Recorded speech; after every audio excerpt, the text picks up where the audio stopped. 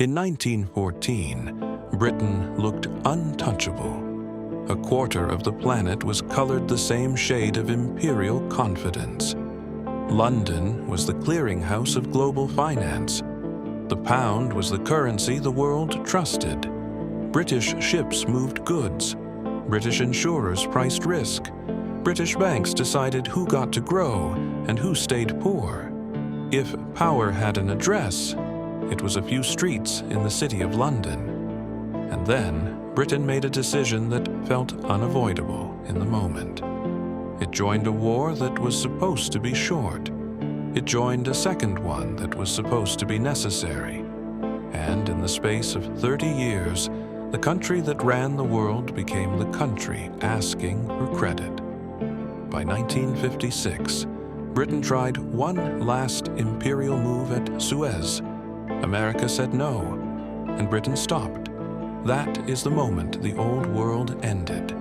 Not with a surrender, not with an invasion, with a phone call, a currency crisis, and a reminder that the real empire is the one that controls the money. This is how America replaced Britain as the world's economic superpower, not by stealing a throne, by rewriting the rules of the room. To understand the fall, you need to understand what Britain actually was at its peak. Britain did not just own territory. It owned systems. It industrialized early, then built the logistics of the modern world around that head start. Railways, steamships, ports, telegraph lines, insurance markets, commodity exchanges, a legal framework investors trusted, a navy that made trade routes feel safe. Britain did not simply trade, it set the terms of trade. And the pound, under the gold standard, was the perfect symbol of that trust. You could be in Bombay, Buenos Aires, or Shanghai, and a pound note meant something real. It was stable, it was liquid, it was accepted. That is what reserve currency status really is, not a trophy. A habit the world cannot break, because everyone else is using it already. Now, look across the Atlantic in 1914. America is big, resource-rich, fast-growing, but it is not the center. It is still, in a cultural sense, the ambitious cousin. Americans are building factories and railroads at home, but global finance is still a London game. America's military footprint is small compared to European empires, and politically it prefers to stay out of continental chaos. In other words, America has potential. Britain has position. And in history, position usually wins, until the cost of defending it becomes too high. Here's the first mechanism of the power shift. 1. Total war turns wealth into smoke. Before 1914, Britain's empire is expensive but profitable. It extracts resources, controls shipping lanes, and recycles global payments through London. It is a machine designed to convert global trade into British leverage. World War I breaks the machine. This war is not a limited expedition. It is industrial slaughter. Millions of men. Entire economies redirected into weapons and logistics. Consumption on a scale no treasury was built to handle. Britain spends at a rate that makes peacetime budgets look like pocket money. Debt explodes. Assets are sold. Foreign investments are liquidated. The economy becomes a war engine, and the export machine that earned Britain its living starts to stall. And when you stop exporting, your empire stops paying for itself. Then comes the second mechanism. 2. The banker becomes the boss. Britain needs supplies, food, steel, oil, munitions, ships. It needs them now. And the only place with the industrial surplus and the cash to finance it is the United States. At first, America is officially neutral. The language is impartial. The reality is business. American factories run hotter. American farms ship more. American banks arrange loans that grow and grow and grow. In a single generation, the world flips from owing Britain to Britain owing America. That reversal is everything, because an empire can survive losing prestige. It cannot survive losing its creditor status. Credit is power. Credit decides who can keep fighting, who can keep importing, who can keep the lights on. By the time America enters the war as a combatant, the economic shift is already underway. The soldiers matter. The industrial base matters more. When the war ends, Britain is on the winning side. But it is financially wounded in a way victory cannot fix. Debt relative to the economy is crushing. Social pressures rise. Workers demand more. Colonies demand more. Ireland revolts. India's independence movement accelerates. The empire is still large, but it is starting to feel heavy. And then the 1920s reveal something even more dangerous. Britain cannot simply snap back to the old order, because the world learned to live without it. During the war, other countries built their own capacity. Industries that once relied on Britain diversify. Trade patterns shift. The idea that everything must pass through London weakens. Britain tries to return to pre-war normal. But pre-war normal is gone. And while Britain is managing decline, America is building momentum. Its industrial base expands. Its capital markets deepen. Its banks grow confident. Its navy grows too. Not because America suddenly wants colonies, but because it understands the quiet truth Britain once lived by. Trade routes are power, and protection of trade routes is influence you can export. By the early 1920s, Britain accepts naval parity in treaty form. If you want a simple translation, it is this: Britain admits it cannot afford to be number one. Now here's the part most people miss. Britain's fall is not one war, it is two, and the second one finishes the job. 3. The Second War forces the liquidation of an empire. The Great Depression hits like a global fever. Demand collapses. Financial systems shake. Political extremism rises. Germany, humiliated and destabilized, becomes dangerous again. By 1939, Europe is at war. Britain is still recovering from the last time it tried to save the continent. Now, it must do it again. Britain fights with courage, strategy, and sacrifice. It also fights with a balance sheet that is running out of room. Again, it turns to America. This time, the deal is more formal, more systematic, and more revealing. Lend-lease. America supplies ships, planes, tanks, food. Britain pays later, but later has terms. Britain transfers bases. It hands over assets. It ships gold. It sells foreign investments. It empties pockets that took centuries to fill. So, while Britain fights for survival, it is also trading its future for the present. This is the hidden cost of being saved. The savior becomes the architect of what comes next. By 1945, Britain's debt load is staggering. The country is exhausted. Infrastructure is strained. People have endured years of rationing and bombing. And the empire is no longer a source of easy strength. It is a source of expensive responsibility. The world's power center has moved.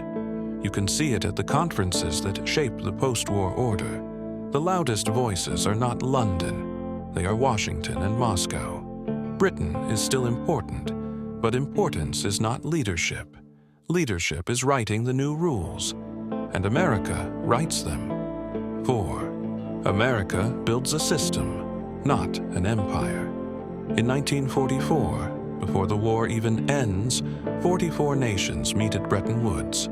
This is the moment the global financial operating system is redesigned. The dollar becomes the anchor. Other currencies peg to it. The dollar links to gold. And because the world needs dollars to trade, everyone becomes a customer of the American monetary system. Two institutions are created to manage the new world. the IMF, and the World Bank. Their gravity sits in Washington, not London. Then America launches the Marshall Plan, a flood of money to rebuild Europe. It looks generous. It is also strategic. A rebuilt Europe buys American goods, trades in dollars, aligns with American security needs. This is how you replace an empire without owning land. You finance the reconstruction. You design the institutions. You become the default provider of liquidity and security.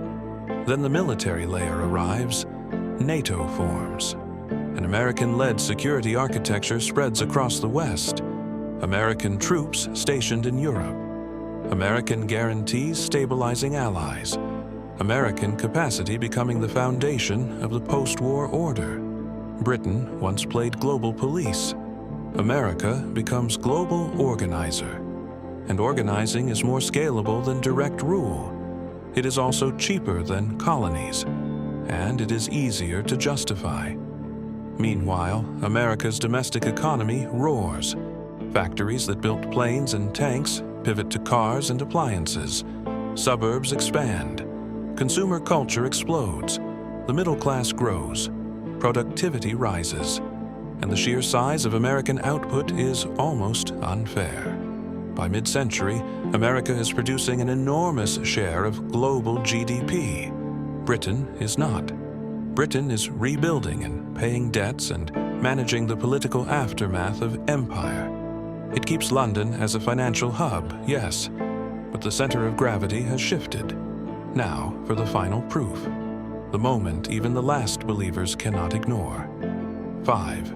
Suez shows the world who is in charge. In 1956, Egypt nationalizes the Suez Canal. Britain and France respond like old empires. Secret planning, military action, a quick show of force. The old instinct returns. Control the choke point, control the trade. But America sees it differently. It sees colonial risk. It sees instability. It sees a distraction in the Cold War. And it is furious it was not consulted. So America applies pressure the way a superpower does, not with ships, with money. It threatens financial consequences. It refuses to support the pound. It signals that Britain will not be rescued from the economic fallout. Britain's currency comes under intense strain, and Britain backs down. That is the new hierarchy made visible. Britain can still act, but only within the boundaries America allows. After Suez, the story is no longer in doubt. Britain becomes a major ally inside an American-designed system, not the designer. And here is the deeper lesson. Britain did not lose because it was weak, lazy, or incompetent. It lost because it consumed the wealth that once made its position possible. Empires can survive a lot. They cannot survive the erosion of their economic foundation. Britain fought 2 total wars and won them. But winning cost it the very thing that made winning possible: capital. America's advantage was not just resources or geography. It was timing. It industrialized at the right moment. It stayed out of war until it could enter on favorable terms. It lent money while others bled. And when the old order cracked, it did not merely step into the gap. It built a new floor, a system of currency, institutions, alliances, and culture that made American leadership feel normal. And that is the real replacement. Britain's model was direct control. America's model was indirect dominance, trade in dollars, security under American guarantees, institutions aligned with American preferences, cultural influence that traveled faster than armies. If you are looking for the moment the crown was handed over, it is not a battlefield. It is a ledger. It is a loan. It is a currency peg. It is the quiet realization that the world's habits have changed, and habits are harder to reverse than wars. Now zoom out. This story is not only about Britain and America. It is about the rule of history. Power rises when a nation creates wealth. Power falls when a nation consumes it faster than it can replace it. And the unsettling part is what comes next, because the pattern does not stop.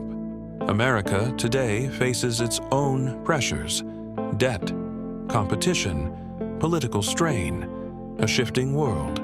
Somewhere right now, another country is doing what America did in 1914, watching, learning, waiting for the moment when necessity forces a choice that looks reasonable in the moment and expensive in hindsight.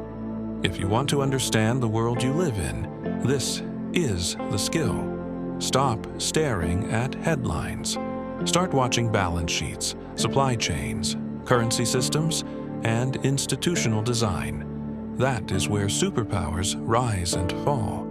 If you want more stories like this, where history explains the system we live inside, subscribe to The Paper Fortress.